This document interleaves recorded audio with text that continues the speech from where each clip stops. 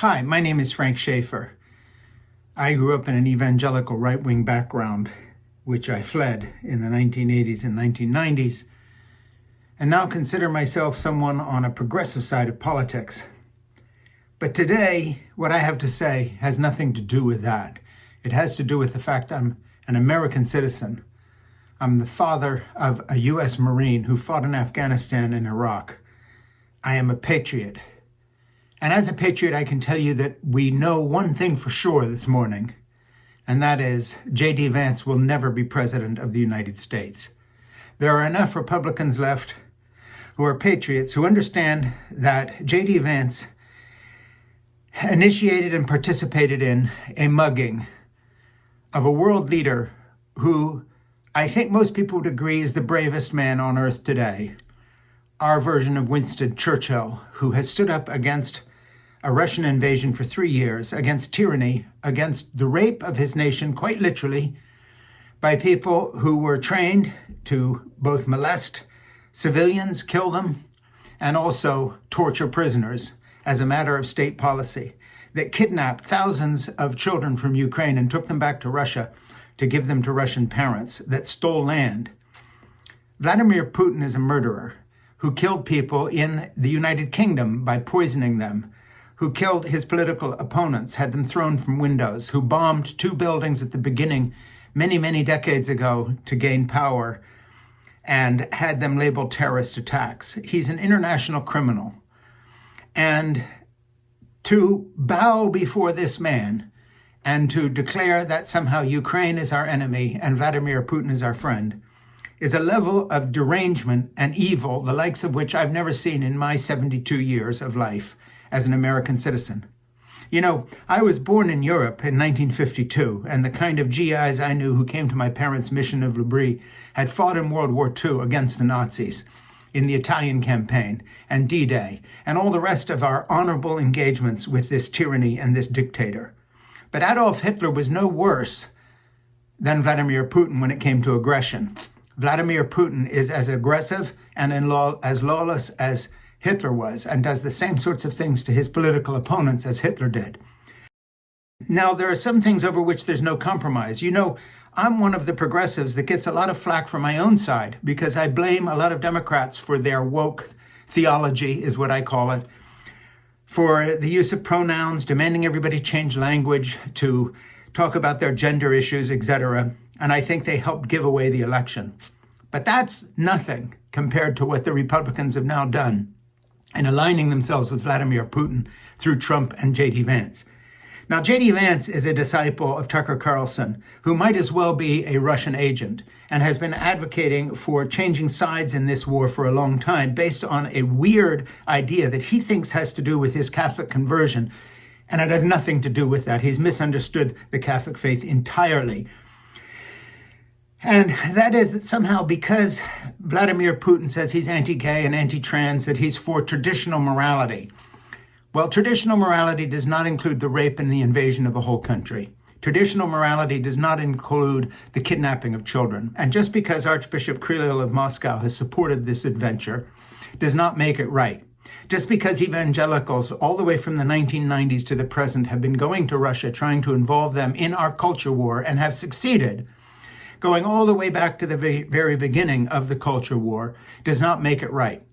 So members of the Republican Party that have been hoodwinked into thinking that somehow Vladimir Putin is on the side of the angels because he stands against some of our culture war enemies when it comes to gay rights and other things have been totally misinformed on 2 levels. One, Vladimir Putin could care less about traditional morality. He is a professional, trained thug and murderer, FSB agent from the KGB of the old days. He is an enemy of the United States and of the West. The result is this. We are going to see a nuclear-armed Europe as a result. I will bet you within 10 years that Germany and a number of other European states are going to have to develop a nuclear arsenal to match ours that we have now confiscated, as it were, by more or less disintegrating NATO. That's what Donald Trump has achieved. And we have made enemies of our European allies. We have made enemies of our international allies, Australia, New Zealand, all these other countries that have offered a bulwark against the Soviets and now against Vladimir Putin's Russia. America is now standing alone, and not in a good way, but in an isolated way, because we have joined Vladimir Putin's isolation. We are now the bad guys since we have switched sides. Winston Churchill, Margaret Thatcher, Ronald Reagan, Franklin Roosevelt are spinning in their graves. We used to have one thing that Democrats and Republicans agreed on: the strength of our military, the need for defense, and the fact that we opposed tyranny. And sometimes we screwed up, and we were on the wrong side of issues in South America and other places, where the CIA would get involved in coups and overthrowing people because we suspected them of being communists. But it was all in defense of a higher principle. So even misguided, we didn't actually change sides. We were hypocrites at worst. But our guiding principle was that we were standing for freedom and for democracy. And that principle is gone now.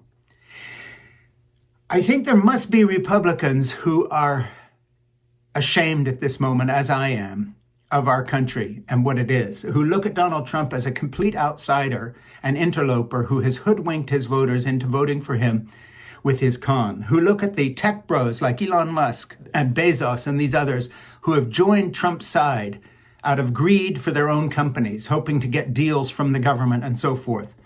This is a gallery of shame. It is a gallery of shame this morning.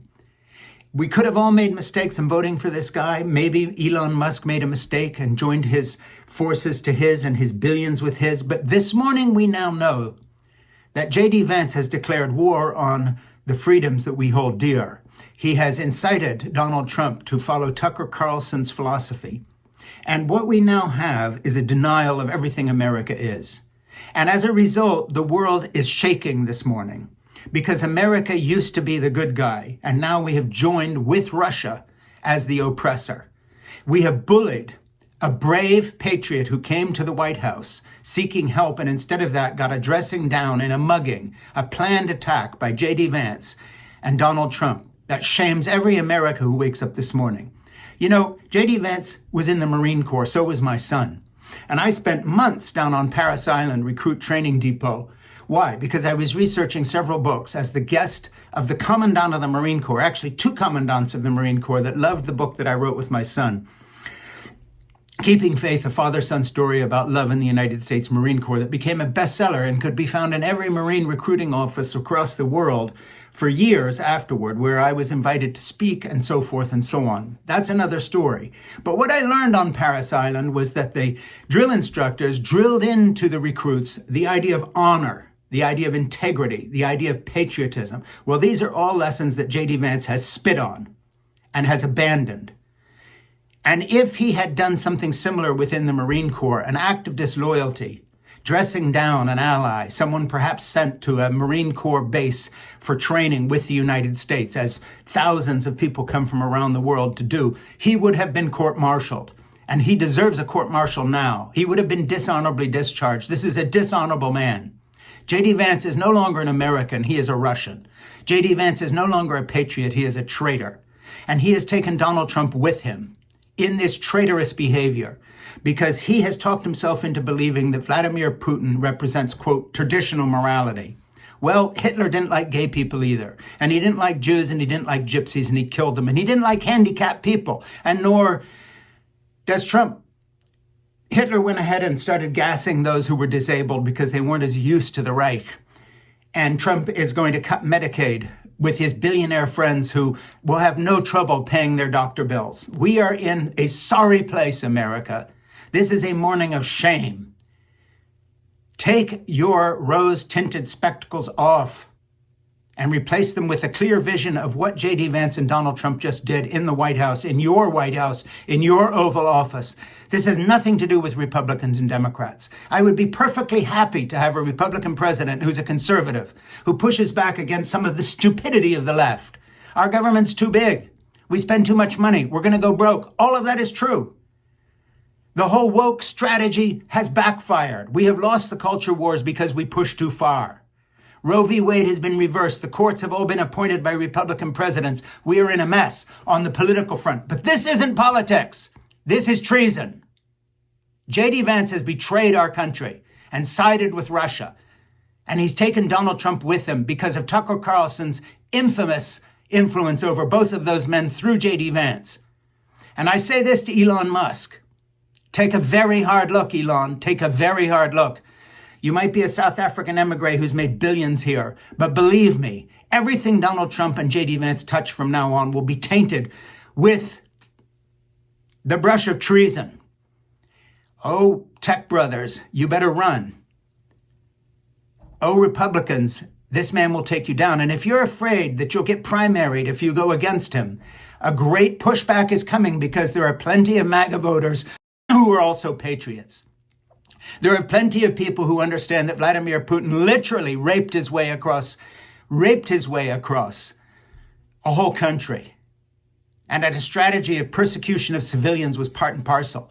That thousands of children were kidnapped. And you know perfectly well in your heart and soul this morning to come down on the side of this person, for whatever reason, is nefarious and evil. And I use that word, and I'll go further. It is demonic.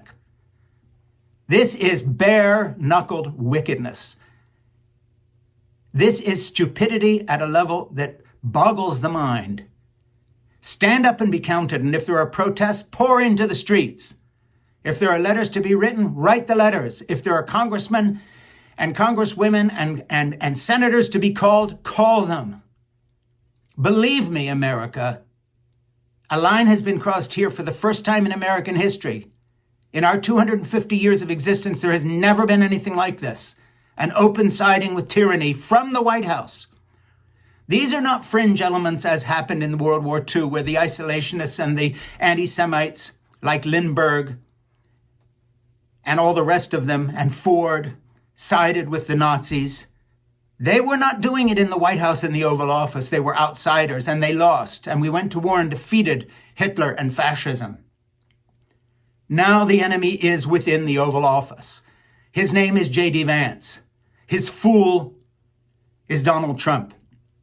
Donald Trump should wake up this morning and fire J.D. Vance and ask for his resignation. Because to whatever degree J.D. Vance and Tucker Carlson stuck this program into the White House agenda, they have misserved the president. The best thing that could happen is J.D. Vance should resign or be fired today. And Donald Trump can unload this fiasco on him and get a vice president who at least is a patriot. This is a shameful day, America. My name is Frank Schaefer.